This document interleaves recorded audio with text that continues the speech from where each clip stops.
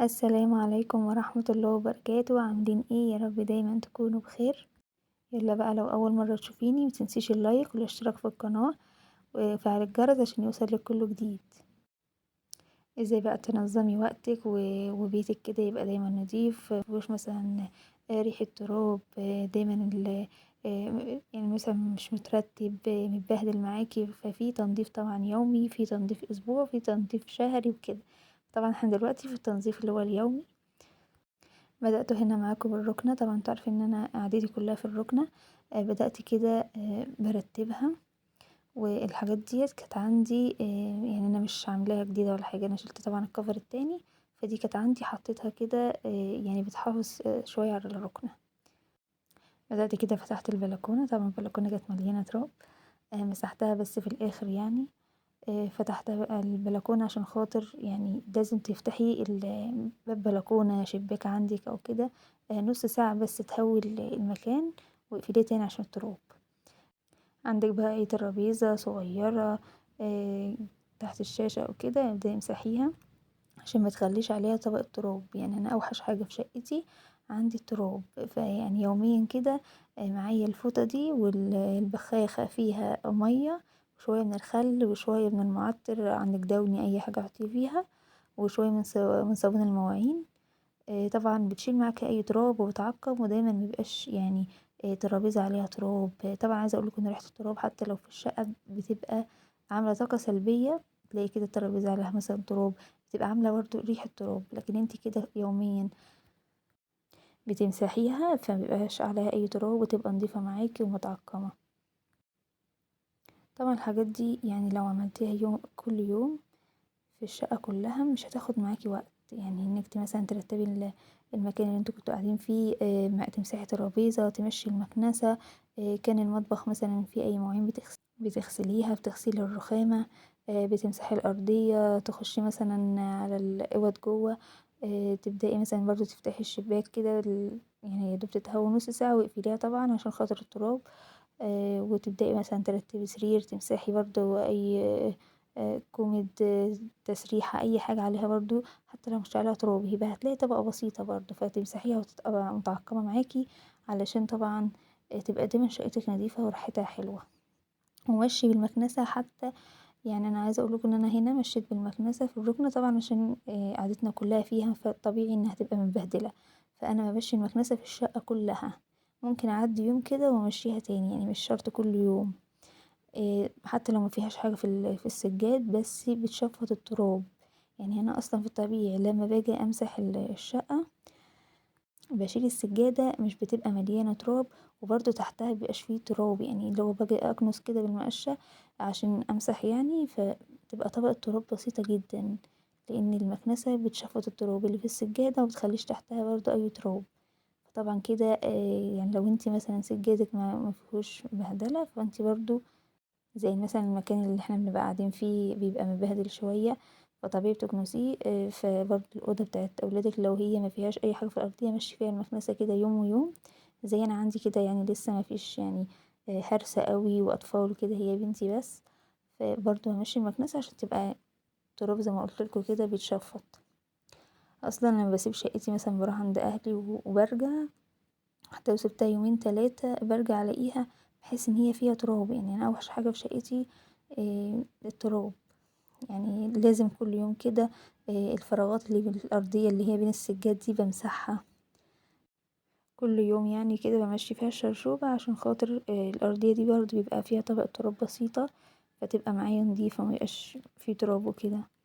لكن يعني كل يوم بمسح اللي هو عند الفراغات اللي هي بين السجاد دي عند الركنة والبلكونة اللي هي الكبيرة دي عشان خاطر يعني هي دي لاستعمالي اكتر. بفضل بقى فاتحاها مثلا اخرج اقعد فيها شوية كده فتبقى نضيفة معايا.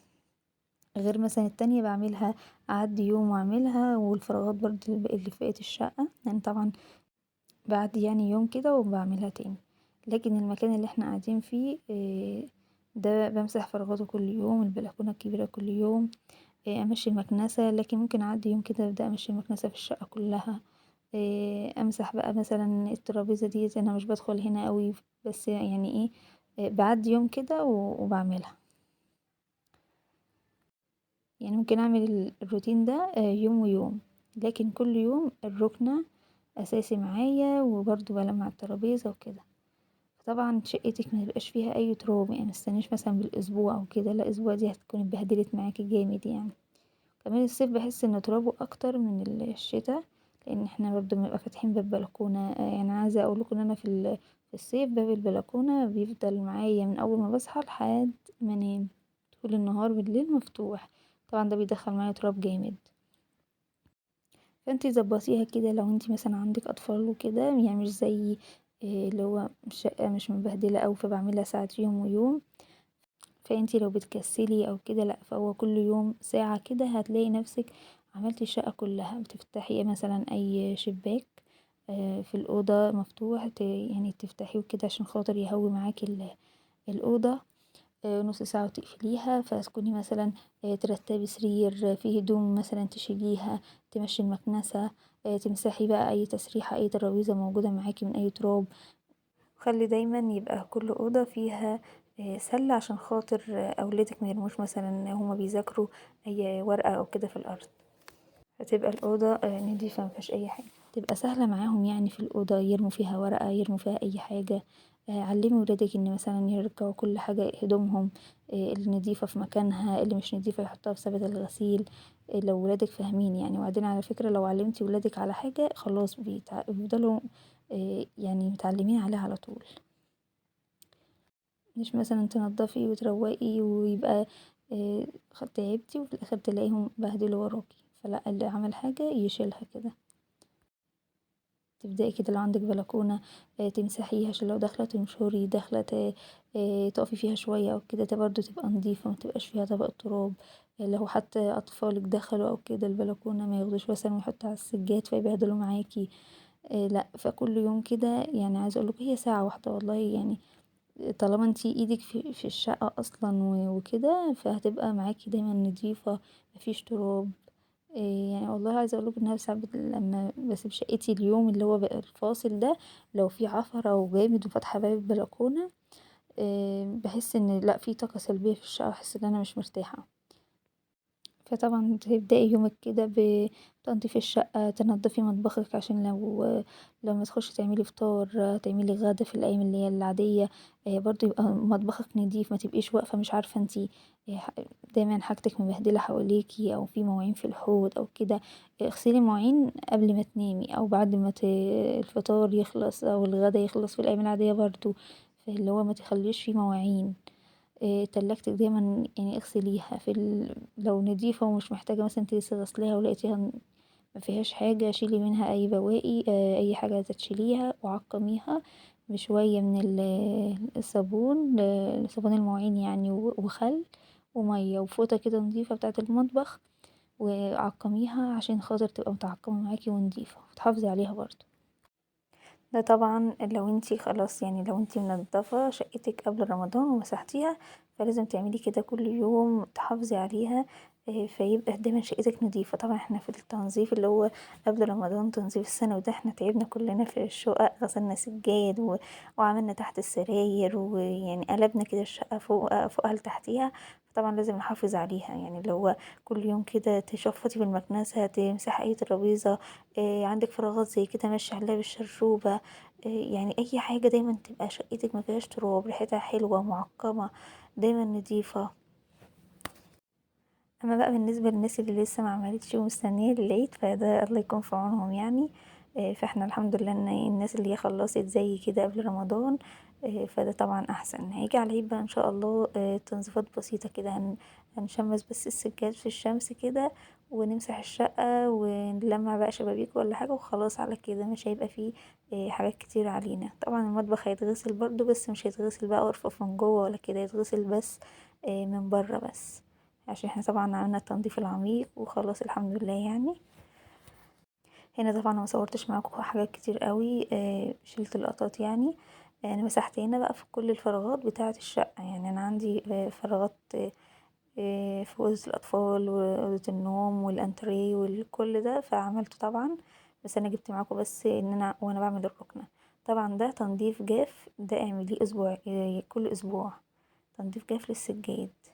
طبعا في ناس كتير بتعرف تعمل تنظيف جاف وبكذا طريقة. يعني انا هنا حطيت شوية من المسحوق، حطيت شوية من المعطر وخلاص بقى، حطيتش حاجة تاني. في ناس بقى بتحط شوية من الخل، في ناس تحط كربوناتو، لكن هو يعني انا حطيت ده، استكفيت بده بس.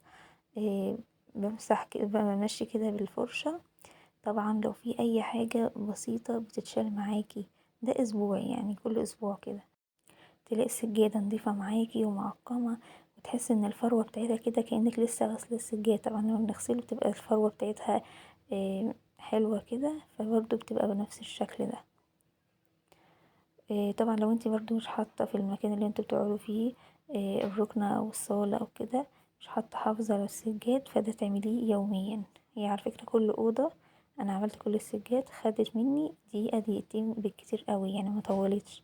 طبعا لو سجادك طبعا انتي لسه غسلاه فنضيف، يا دوب بتمشي بس عليه كده، لو في اي حاجة بتتشال معاكي بكل سهولة.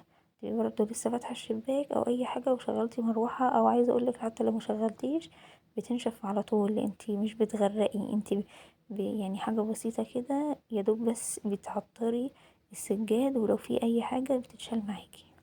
يعني طبعا خلصت، انا كنت عملت كل السجاد كله، بس انا مش حابة اطول عليكم الفيديو. هنا خلاص كنت خلصت. طبعا يعني شفت وانا مشيت بالمكنسة، مشيت الفراغات، مسحت اي ترابيزة معايا، كنت طبعا مسحت البلكونات والسلم. نضفت برضو المطبخ عشان لما ادخل اعمل فطار يبقى شقتي يعني الشقة من بره نظيفة والمطبخ برضو نظيف. طبعا الحمام بيتغسل يوميا، وطبعا كل اسبوع كده اعمليه يعني تنظيف عميق شوية. حطي شوية من الخل، شوية من الدوني، شوية من الديتول لو عندك. طبعا الديتول الحاجات دي مقاطعة، بس الحاجات دي لو عندك. يعني انا قبل رمضان كان عندي شوية من الديتول، كان اخر حبة كان عندي بالهم فترة، فحطيتهم طبعا وغسلت بيهم الحمام. هاتي بقى المقشة كده وابدأي عشان توصلي للحيط بتاع الحمام من الاخر. حطي بقى الخلطة دي كلها عليه كده وسيبيه 10 دقايق، وبعد كده خشي اغسليه تاني هيتعقم معاكي. لكن طبعا كل يوم بتغسليه الغسيل العادية، القعدة، الحوض، الأرضية كده تعطريه، لكن اسبوع تعقمي الحيط وكله عشان يبقى كله نظيف. طبعا عشان شقتك دايما تبقى ريحتها نظيفة. والله هي خدت ساعة ساعة بس الحمد لله الشقة نظيفة. يعني مفيش بقى ريحة تراب، مفيش بقى حاجة متبهدلة. عايزة اقولك ان بص السجادة بحسه لما بعمله تنظيف جاف بيبقى نظيف معايا وريحته حلوة، ومبيحتاجش بقى انك مثلا انك ترفعيها على انها تتهوى او كده، هي بتنشف وهي مكانها لان انتي اصلا مش مغرقة. ده حاجة بسيطة جدا كده. كل حاجة كانت مترتبة معايا، ويعني بصوا الأرضية هنا كانت بتلمع كده، مفيهاش أي حاجة، ومتعقمة، مفيش أي تراب. وأحسن حاجة يعني أنا شقتي زي ما قلتلكوا هي وحش فيها إنها التراب يعني، فأول ما بهويها كده وأبدأ أمشي المكنسة وأمسح فراغات وأمسح أي تراب، خلاص كده بقت معايا زي الفل. وبكده بقى بدخل أعمل الفطار، بتبقى شقتي نضيفة ومطبخي برضو نضيف. بعد ما بخلص يعني الفطار ونفطر كده بعد المغرب على طول، بغسل معايا المواعين والبوتاجاز. وساعات عايزه اقولكوا بغسل البوتاجاز وانتوا عارفين اللي متابعني، انا كمان كنت يعني لو خلصت بدري الفطار بغسل البوتاجاز واي مواعين موجوده معايا، عشان بعد الفطار تبقى المواعين مش كتير يعني.